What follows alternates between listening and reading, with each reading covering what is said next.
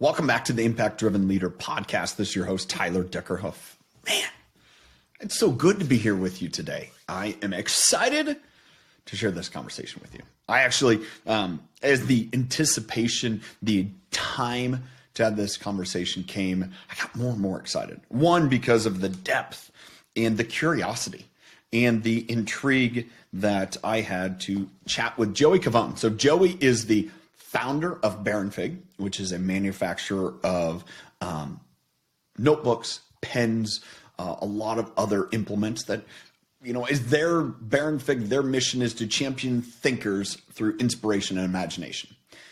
Joey also is the author of this book, The Laws of Creativity. I picked this up earlier actually last year. I learned about Bear and Fig because I got a pen. I got a pen because it was the Atomic Habits pen. I love the pen, great pens. And so I reached out to Joey. I said, man, I'd love to have a conversation about creativity. See, I've been noted as not being a creative person. I was bad at art. I failed second grade art. Mr. Dilliard didn't like me.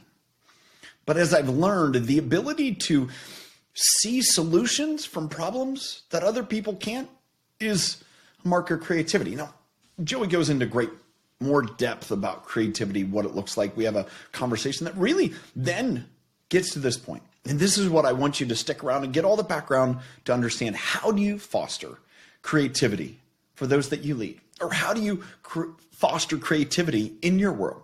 I think that's imperative in the world we are now. We have problems today that 2 years ago we didn't even realize would be a problem. So to find a solution that works for people, we have to look at creativity. Creativity in leadership is essential. Can't wait to follow up with you at the end of this episode. Make sure you get a notebook. If you don't have a notebook, go to bearandfig.com. You can grab it. There is no paid advertising here. I don't do that, but it's just, they have good stuff. So I'll see you at the end. Joey, thanks so much for joining us. Man, I'm excited for this. Tyler, what's up, man? And hello, everybody out there. So I kind of said this in the introduction. I wanted to save it till now. How I learned about yourself, Bear and Fig, the company that you started now a decade ago, and the book, what we're going to talk about, The Laws of Creativity.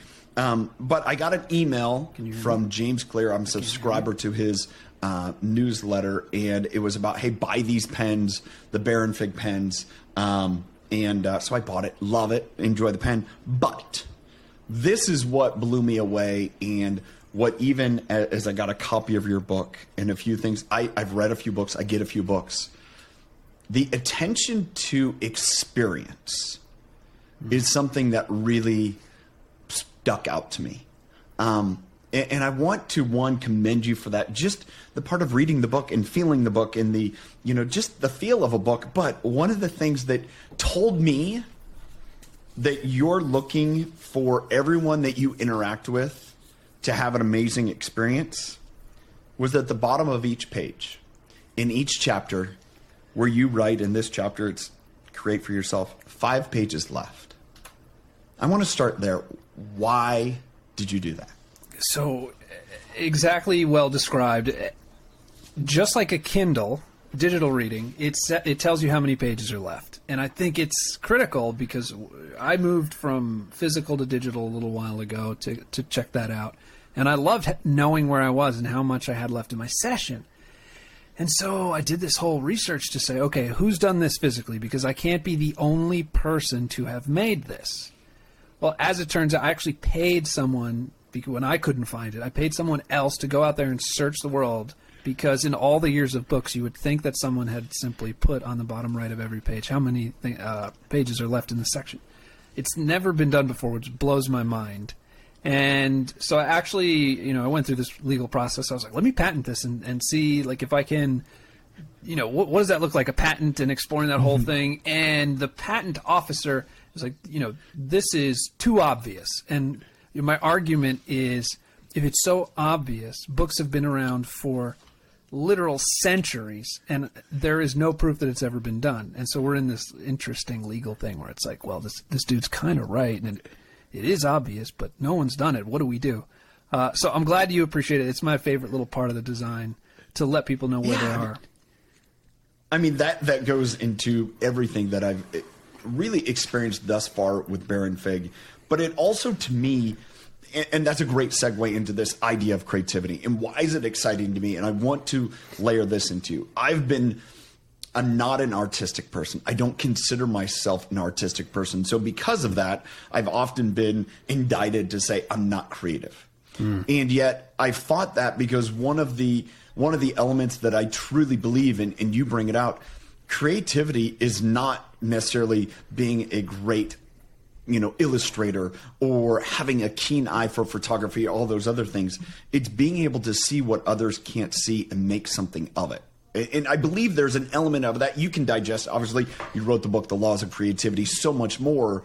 But one of my experiences there is I love to see a box, and this is the way it's always been done, and figuring out ways outside of that. That's what you just described, and say, oh, I love this. Why not put this here?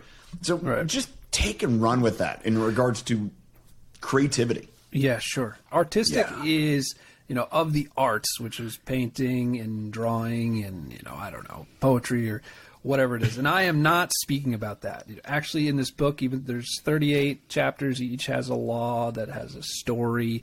And I made a purposeful effort not to feature artists. There's literally no stories about artists featured. It's all like, Thomas Edison or Hedy Lamarr or people who are doing incredible things in the world of science and business and all these other things that we are all more familiar with.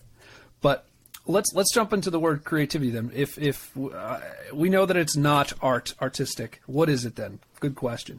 Creativity is simply the practice of ideas, all right? And when you take and use them, that's self-expression. So whether you like it or not, you are creative because you have ideas. In fact, you have like some supposedly 6,000 ideas and thoughts every single day. So my book is like, hey, if you've got these and you're running on autopilot, why not sharpen the tool of your mind that you use whether you are conscious of its improvement or not? And let's jump in with a few tweaks. You can shift your mindset to automatically take those thoughts and put them to good use. So I wrote the book, The Laws of Creativity, to basically say, hey, I can help you take your ideas and make them super valuable, super useful to you by looking at things a little differently. And then, of course, there's the whole, I'm sure you've got questions left and right. The book is divided into the 3 sections and all the I think, stuff that went with that. To take that a step further is, even, in my experience and having this idea for me, again, struggling as a child because I wasn't, artistic. But yet, one of the things that I realized later in life, I grew up on a farm. And part of surviving that was figuring out how to get things done when there were no other options. And as I look back now, and that was extreme creativity. Absolutely. All right, how do I make this happen? And our society, at a certain point, especially in that industry, didn't applaud that. Some of our most creative, innovative people are in agriculture, and yet from my experience there, they were often looked at as, they're less than, they're not able to, they're not the artist, they're not the, whatever leading people. But it's like, hey, they had to figure out how to create a solution and take and combine these ideas and be very far forward. So going back to that is, why do we struggle with seeing creativity for what it really is? Yeah, it's a great question, and one that really powered my desire to write this book. I remember the first time I actually got pissed off that, witnessing this is I go to a buddy's house, and it was like probably my last year of college, and this dude... Which time? The first round of college, so I was like probably 21, 22. And I drive like an hour and a half to visit him, and I come in, and he's beaming. He's like, dude, you got to check this out. And I go inside, and he kind of steps to the left, and he puts his arm out, and he goes, check this out. And he had built from scratch an entire TV entertainment unit, right, where the TV's on top, and he had built all the shelving. But he went so far as to not just build straight up left and right shelving. He actually made crisscrosses so that it was, the books could kind of go on an angle, and it was really a wonderful piece. And I was like, wow, man. I said, I at the time didn't know. And I go, where'd you get it? And he said, I made it. And I was like, wow, did you build that off of some schematic or see it somewhere? And he's like, nah, man, I just was like, here's what I got to put away in this thing. So here's how I'm going to make it. And later in that weekend when I was visiting him, we got on the conversation of creativity, and I was like, hey, man, you're creative, like, for sure. And he was like, no, man, absolutely not. Are you kidding? And I flipped out on him. I was like, what the F are you thinking, man? Like, do you see this thing that you built? Like, don't give me this, BS. And, that anger stuck with me for quite a long time. And so fast forward to when I started writing the book, actually during the beginning of the pandemic, I looked deeply into what is the source. Your question is, where does this come from? And I uncovered through a lot of conversation and introspection and research that there are three primary issues that we instill in our kids. So first of all, to get us started and anchored in a point, NASA did a study, and this is right in the intro, so I'm sure you hit that point, where NASA did a study and found that 98% of 5-year-olds are ranked at a creative genius level. But by adulthood, that number dwindles to 2%. So right away, I'm looking at that like, wow, number one, okay, awesome. We were right that children are just wizards of the mind.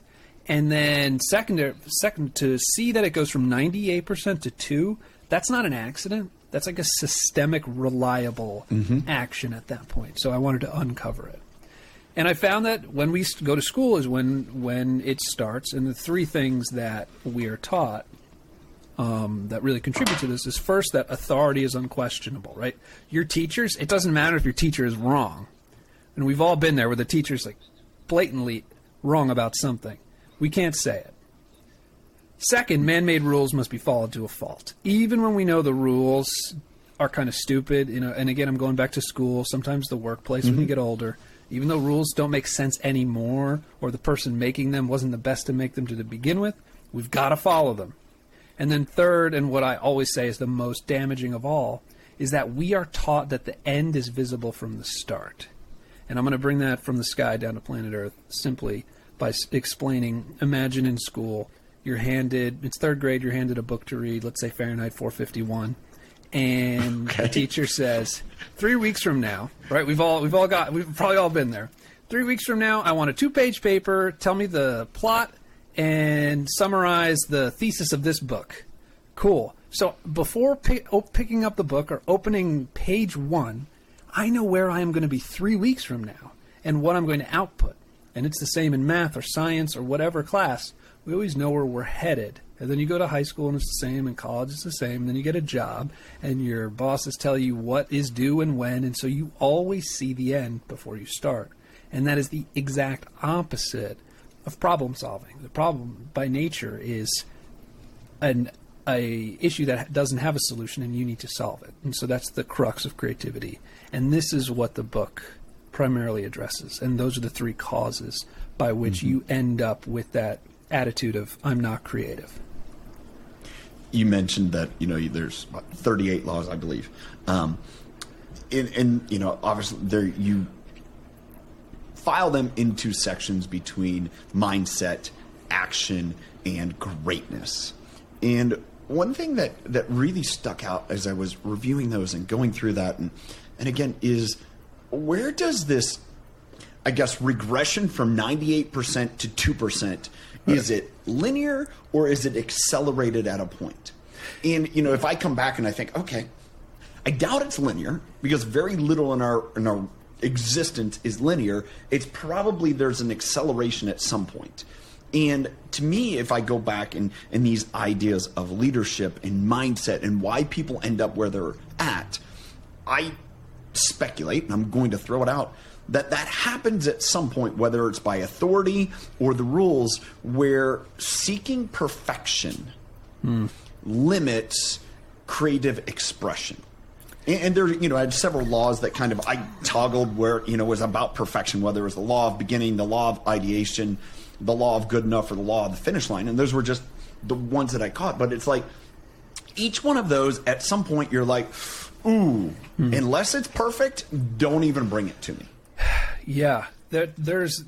It's not linear. You're definitely. It accelerates as you get older. And Tyler, it's no wonder that at 5 years old you max out, and it's the same age you start school. Okay, And as you're going through school, you are slowly shown the way that you operate naturally is not the way that people want you to operate, in society or in the education system.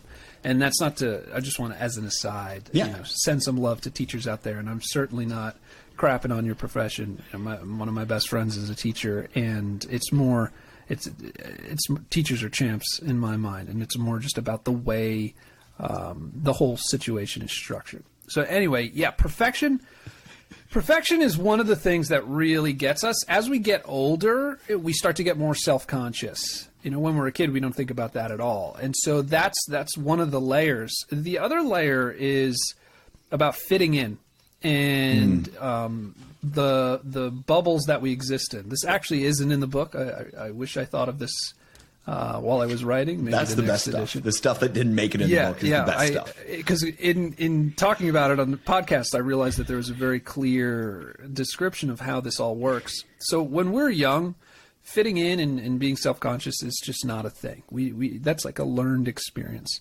And it's learned when we do something and then other people around us, probably kids, laugh or call us weird or ostracize us. And as we get older, that happens more and more often. And so we are taught, if I want to be accepted, I need to be like the other folks around me. But here's the paradox. This is the wild, wild thing, is that in our bubble, in our daily lives, as we grow, we try to fit in, and we try to bang other people into fitting into the mold. Okay? And you've heard it probably in school. Hey, don't sit with that weird kid at lunch or at the office. Hey, don't mingle with the weird guy. We don't like him that much or something. And so weird has been weaponized, this weird, but all it means really is weird is that you're different, and different means you're unique, and unique means you're original. And at the end of the day, everybody wants to be original. And I'm not even being hyperbolic here. Like, people literally worship originality. So within our bubble, we don't like it.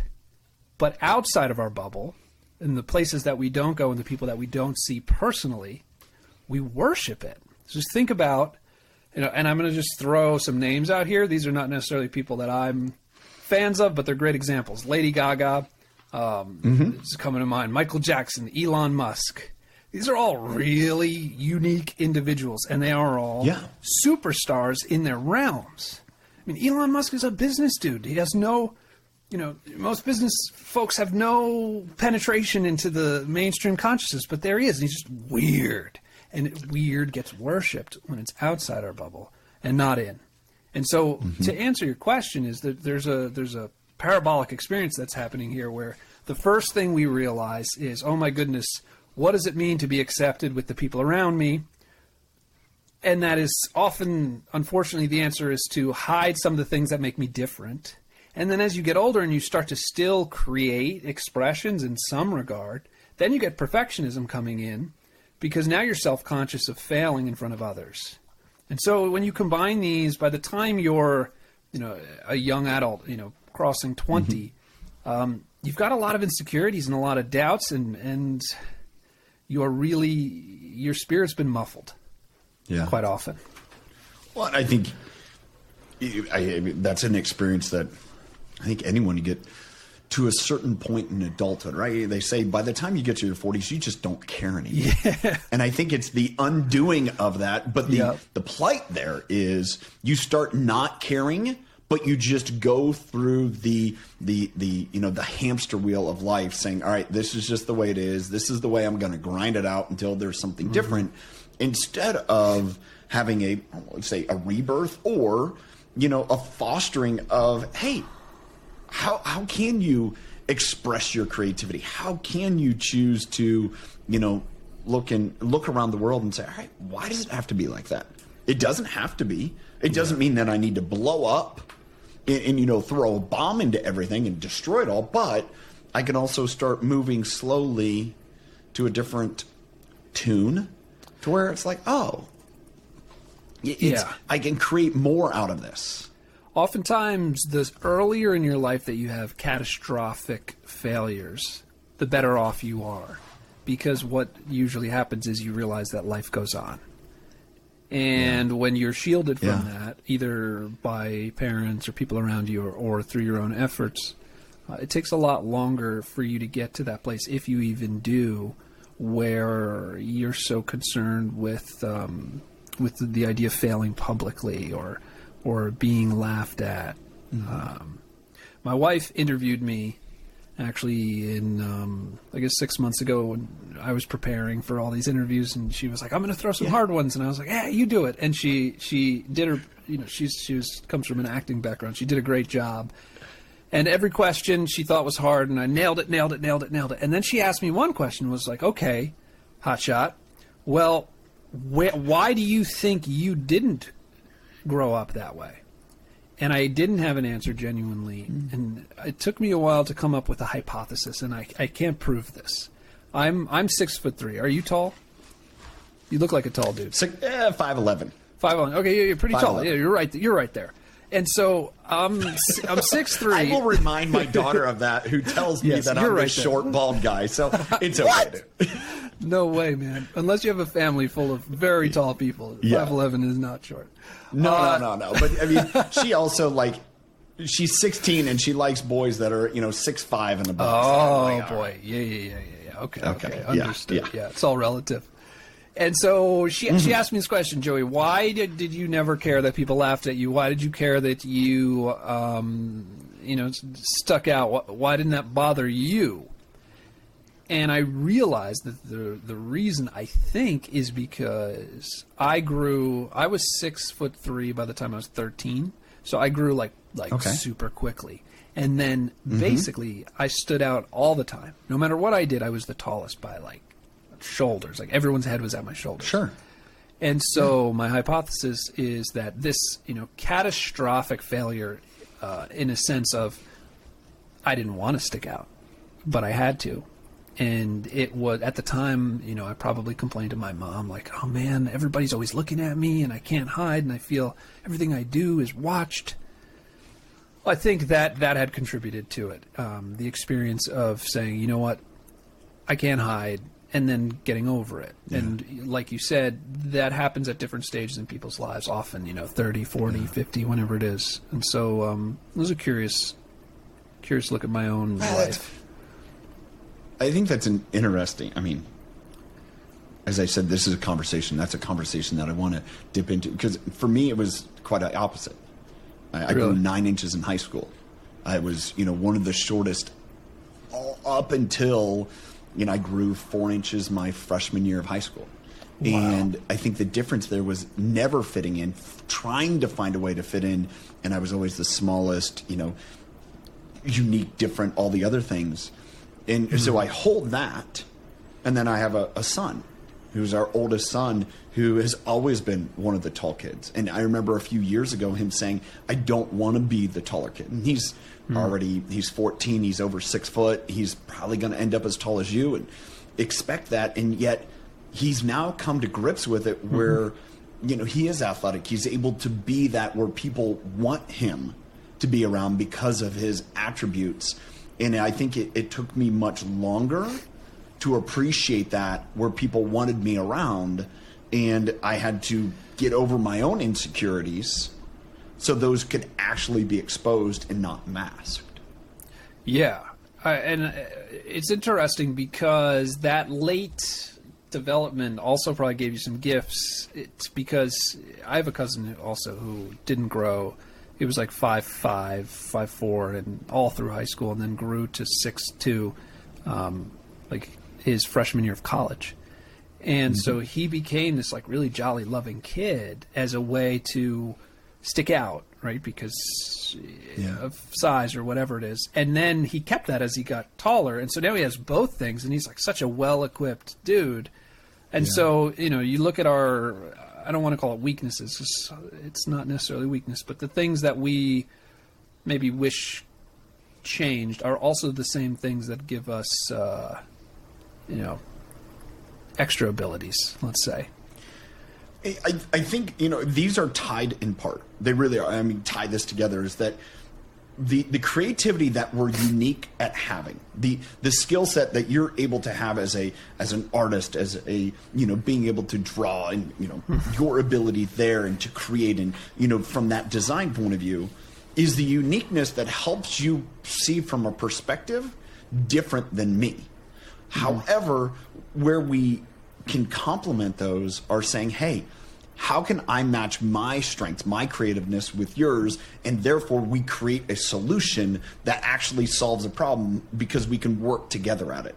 And I think that's something we learn later in life and astute leaders understand, instead of saying, well, this is the only way, everyone has to fit into the system, because we don't know how to account for those differences, even though it's those differences that actually allow us to, have success, to do something different. Absolutely.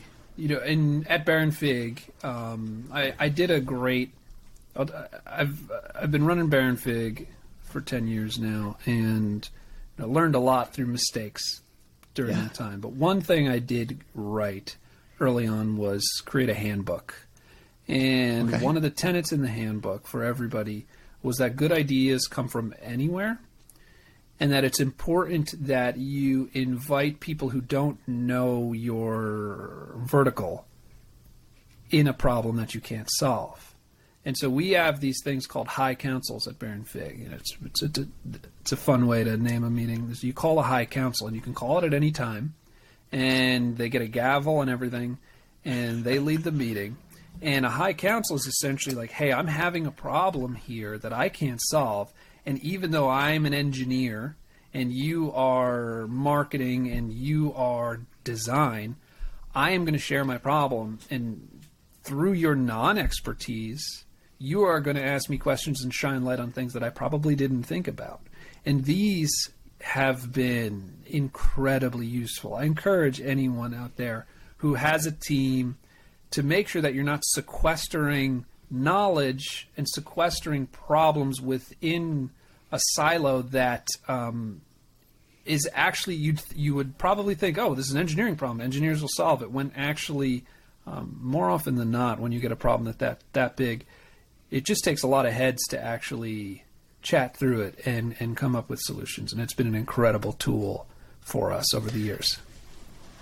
I think that, from a leadership perspective, the courage to be curious and invite curiosity and ask questions in that case is that's where I think creativity comes from. It really comes from courageous curiosity to say, why is it like that? Mm-hmm. I don't have a background or understanding, so help me understand why it is that way.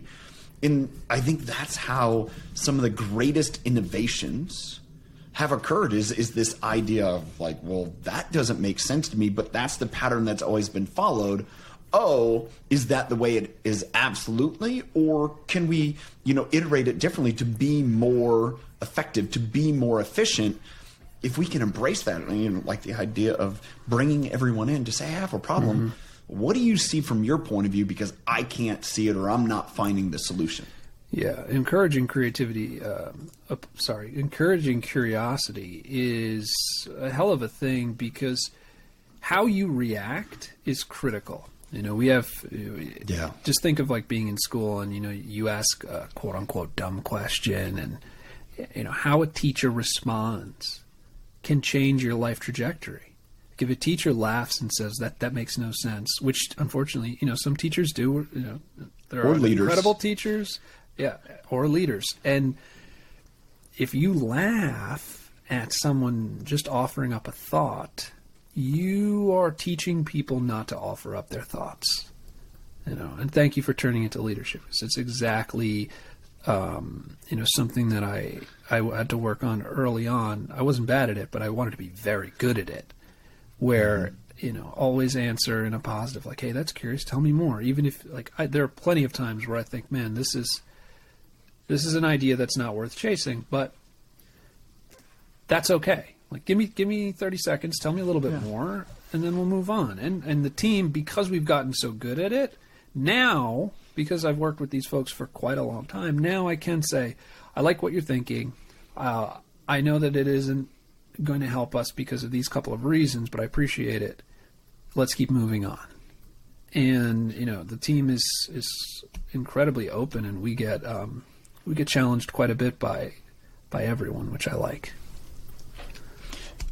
Do you see that challenge being in an exercise of a creativeness, to where it's like now we're being challenged to solve problems that we had no idea we would ever get into, and that brings in a lot of fun? Or is it like, okay, where do we take this creativity charge to say, how can we serve people better by it? Well, I actually put together a literal exercise, which I think we've all probably heard a form of this, which is I love list making. So I'm going to give you guys one of my favorite nuggets in the whole book, which is, we've all heard the phrase quality over quantity, right? That's absolutely true. I prefer something nice than a bunch of mediocre things. However, the problem with that phrase, it doesn't tell you how to get there. That's like me saying, hey, Tyler, go be strong. You're like, cool, yeah, good idea, but how? And it's like, well, I should say, like, hey, man, go to the gym, do this routine, 3 times a week or whatever it is. Yeah. So the actual phrase quality over quantity is accurate, but I prefer its sibling, which is quality over quantity, and quantity begets quality. So the more you do and the more you try, the better you get.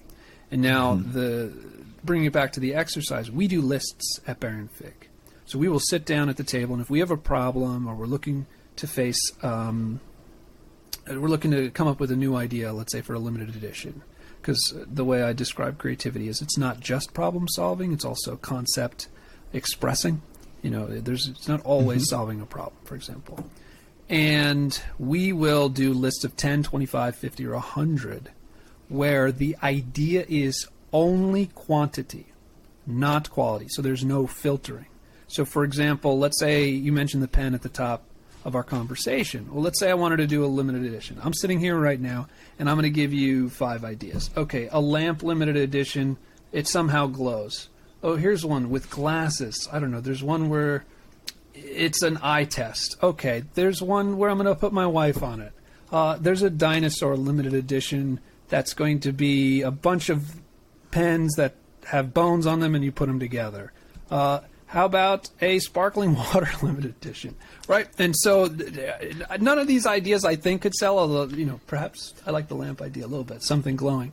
But the exercise that we do is you don't filter early on, you let everything out. And so your curiosity comes into play, where you just want to say, hey, what if? And then, we talked about fitting in and self-acceptance versus self-consciousness. Being able to share those crappy ideas, even when you know they're crappy, also allows the conversation to go in places you just couldn't expect, because who is going to talk about a sparkling water limited edition if not in a comfortable place, because you already know it's a terrible idea. And then, but when you bring it up, people laugh, and then they say, what about a coffee edition? They're like, oh, hey, man, what about a collaboration with Starbucks or with, a New York City exclusive brewer? And next thing you know, you've got, like, I'm coming up with this on the fly. You have an energy edition that celebrates, like, the ways that we supply energy. And then you go into a bit of the ethos around the positive energy, and all of a sudden you've got the coffee edition, and it just goes from there. But it started with sparkling water, which was an exceptionally poor idea to begin with. And that exercise, making lists of 10, 25, 50, or 100 together as a group, is a powerful tool as well. What harkens me is it invites collaboration. Yeah. Because then no idea is superior, but layering those ideas together is what actually results in something monumental. Right. And it's that collaboration and that collectiveness, and it's really saying, all right, well, take this and run with it. Where can you go? And it's interesting to me that that's a very difficult skill for organizations to embrace. Yeah, it is. And it has to start at the top. So it has to start with the leader. And if the leader's not like that, and I've seen way too many organizations where that is the truth, it doesn't manifest in the team, in the dynamics by which they ideate and problem solve. Well, I think there's two parts to that. It takes a leader that's saying, here's my idea, take and change it and evolve it into something different. And I'm not going to take offense when you say my idea is just the seed. Instead, there's that leader that's like, well, my ideas are always going to be the best idea. And so therefore, everyone just needs to enact my ideas and never come to me with an iteration. That's one thing. But the difference is, like, I'm going to share my idea, but I'm not confident enough that you can make something more of it. And that happens in the, I wouldn't say rank and file is the right, but too often people are like, oh, I don't want to share my idea. Someone's going to steal it. Interesting. Yeah, then you're getting into politics of the office. Yeah. Yeah. I mean, I had a friend. Yeah, tell me more. I had a friend, he shared this with me, and it's so good. He goes, there's 3 types of ideas. One's to give to someone else, one's to collaborate with someone else, or one's to do on your own. And it's that idea that, okay, that when we collaborate and when we give, it actually invites the creativity for more ideas for us to do on our own, because you take from that experience something bigger and better. You know, I can imagine if you're going through the extent of like, all right, we're going to make a limited edition notebook, or we're going to decide to publish another different book, but how are we going to do this? I would imagine that process of making the lists keeps you from being pigeonholed, well, this is all we're ever going to be. Absolutely. There's actually in the book, there's a law of collaboration, which is, I'll briefly read it. It says, join forces with others to maximize knowledge, speed up ideation, and minimize wheel spinning. Share what you know, and you will in turn have others share what you. Multiple heads truly are better than one.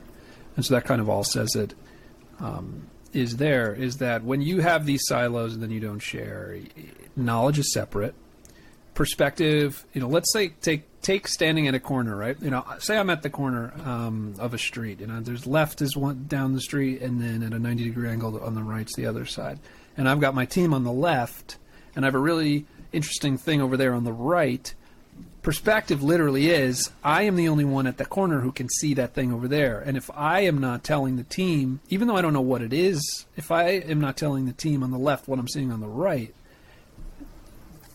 it doesn't matter how smart they are.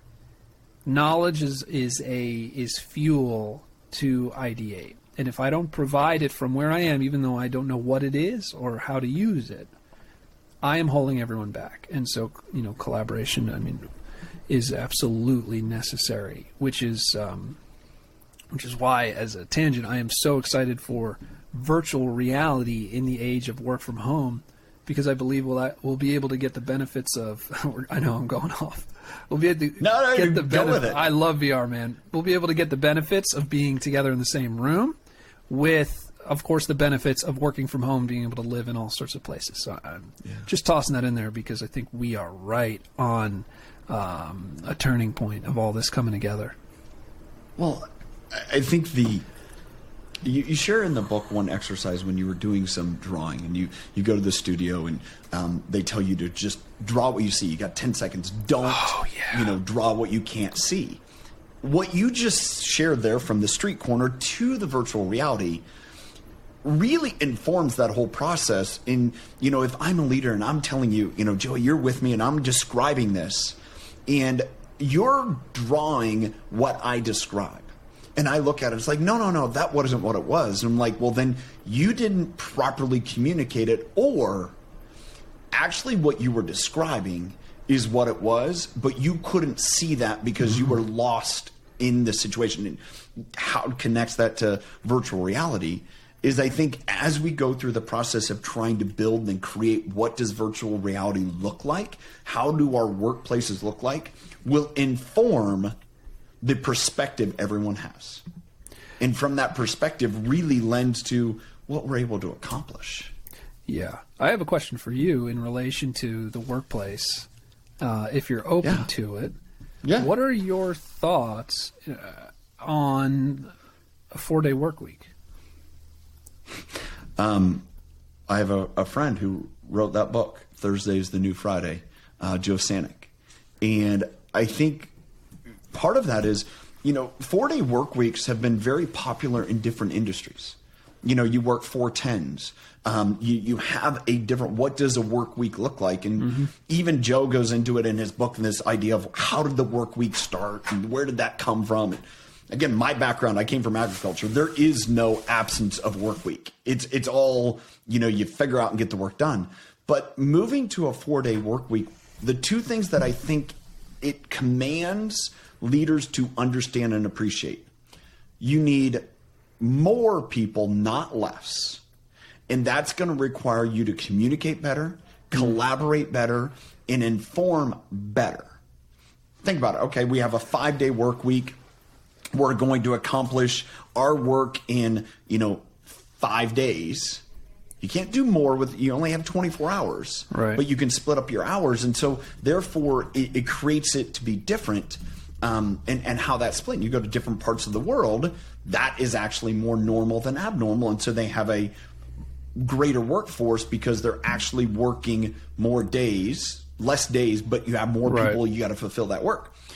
Where I think the challenge, and I think about this idea of, I think it could be very beneficial because now those 3 days that you're not working, if you're able to get away from it, you're able to exercise and experience and see a much bigger perspective. And if you're encouraged to bring that back to the workplace, you're actually going to see progressive movement forward rather than less. Yes, 1,000%. So, excuse me.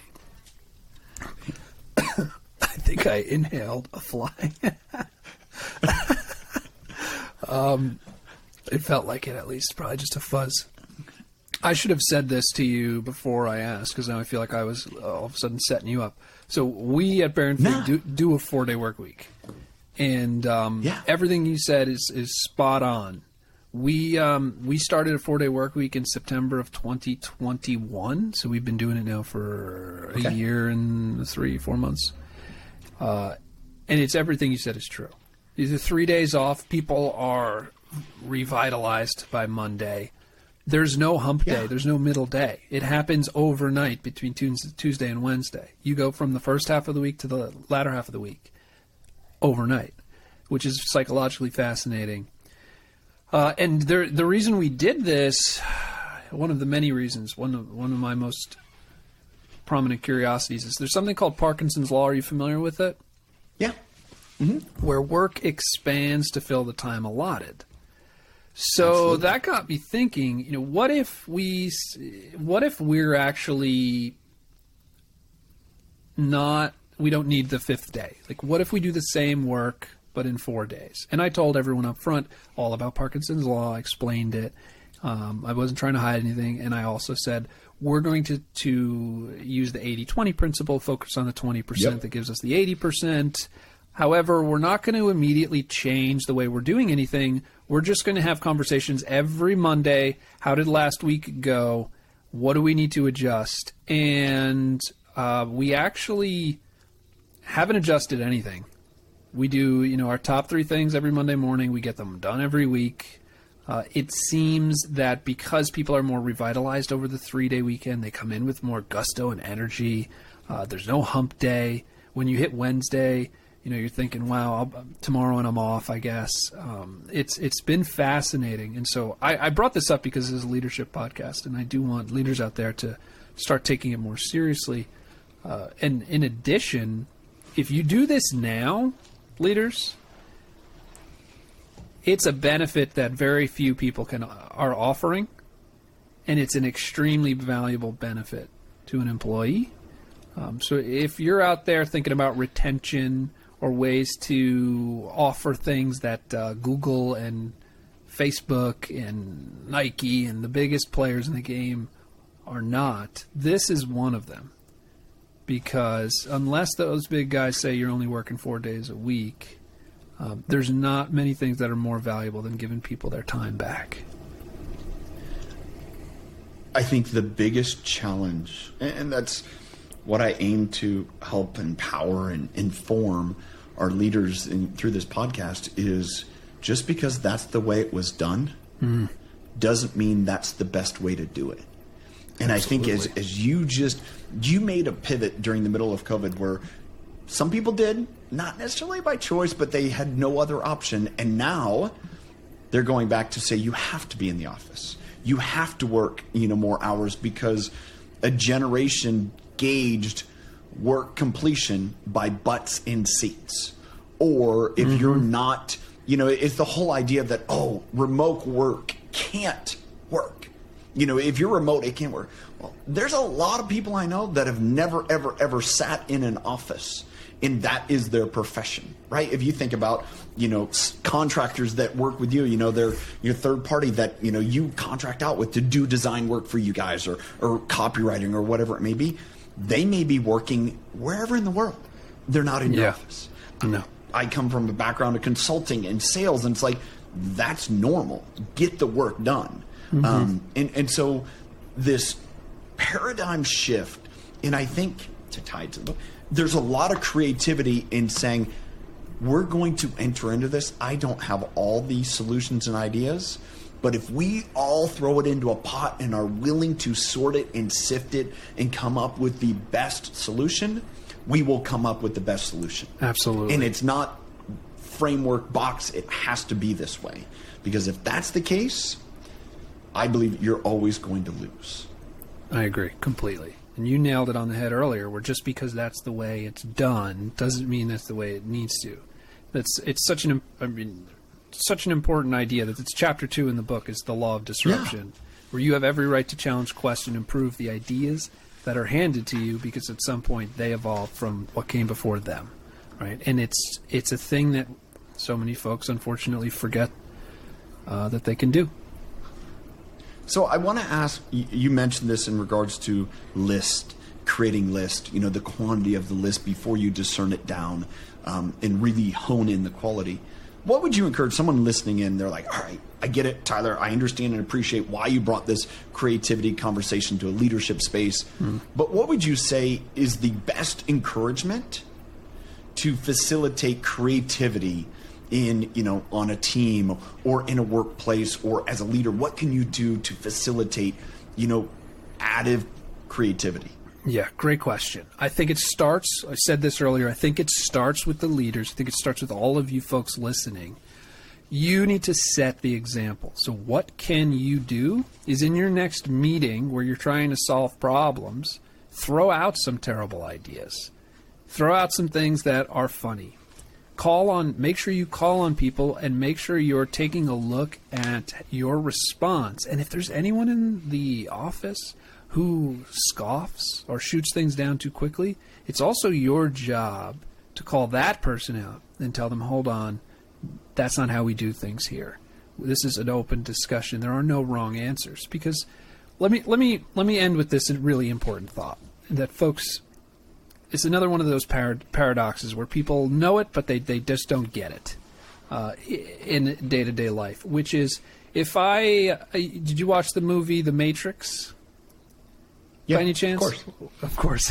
One of my favorite movies of all time. Yeah. Neo's on the roof, and they're all like, oh my goodness, he's going to jump. Is he going to do it the first time? And another one goes, no one does it the first time. And sure enough, even though all the tense music comes, he does not succeed the first time. Nope. And I love that he fell, because in reality, we all know that you cannot succeed on the first time. Who the heck are you to think you're going to get it right out of the gate?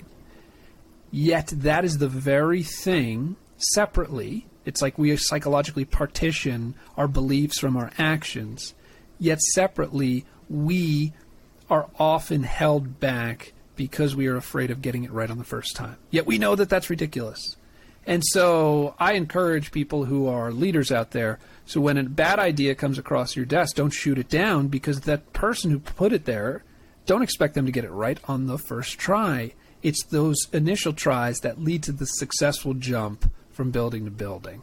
And so it's the crappy ideas that you allow to flow that give you the great ideas. Yeah. That is a element, and it's something that I'm seeing a need to talk about more is, and we talked about psychological safety organizationally, but trust. Yeah. And that is one of the best ways that you can build creative trust. Hey, bring all your ideas. And how can I encourage it?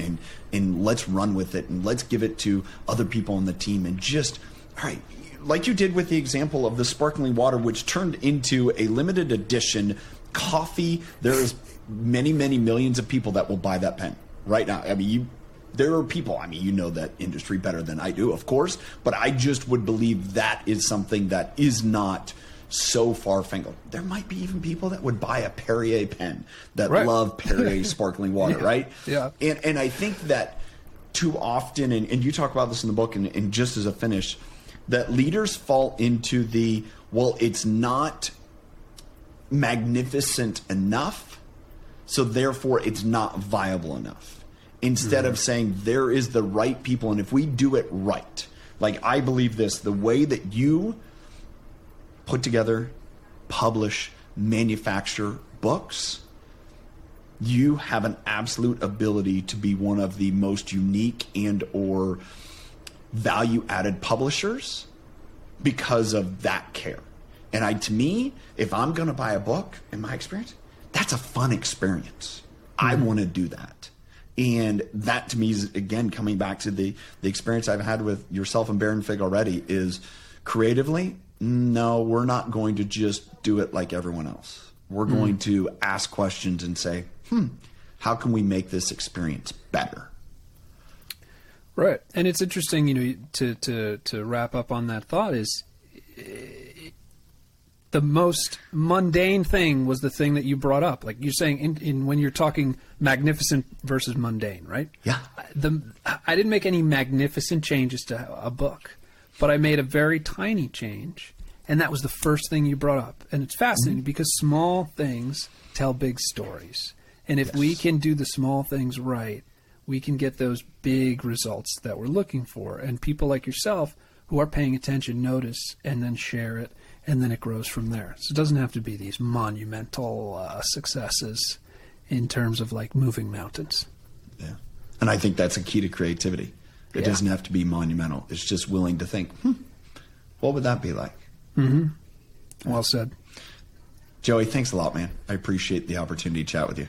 Tyler, thank you, man. I appreciate it. And everyone out there, thank you for listening. I hope some of that was interesting and perhaps even useful. You know, I'm here to help. If I'm sure there'll be links, I'm here to help. If there's any questions, hit me up. Yep, absolutely. Show links, links to the show, to Baron Fig, to Laws of Creativity, all be in the show notes. Thanks for joining, man. Awesome. Thanks, Tyler. As Joey made a simple exercise, how to foster creativity. Encourage people to share their ideas. Don't shoot them down. I think about how that can happen. I think about my kids. I think about their sporting teams, their solutions to problems.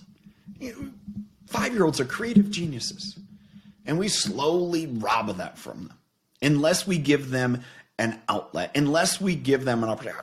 I grew up on a farm, right? I had opportunities to be creative. I didn't have another way around it. I had to be creative. I had to find a solution. I remember one day creating this mechanism with ropes and, you know, pieces of metal because I had to figure out how to pull down the clutch on a tractor when I wasn't on that tractor. Yeah, it sounds strange, different, weird, whatever. But I had to use what was at my disposal to figure it out. That's creativity, as I've learned. And creativity has a place everywhere for everything. If it's making a list of ideas and then approaching them, and there's no bad idea, and layering those ideas, layering that on top of each other, that's creativity. Collaborating. I encourage you, if you want to have a book that just gives an amazing experience, The Laws of Creativity, go check out in the show notes, Baron Fig, more about Joey. Excited to have Joey. Here's what I want to also set you up for. In the next couple weeks, I'm going to be sharing some more information. I've done this a couple times. The Waken the Leader Within workshop. We have another one coming April 3rd and 4th. If it's already after that, man, go to theimpactdrivenleader.com. You can register for the next one. If it's before April 3rd and 4th, go there so you can register to make sure that you can attend that event. I am going to be doing a special training the week before I'll share more about that in the future. Yeah, trust me, I will. And thanks for being here. Thanks for joining. If you're not a subscriber, hit subscribe on YouTube or wherever you listen to podcasts. And until next time, have a good one.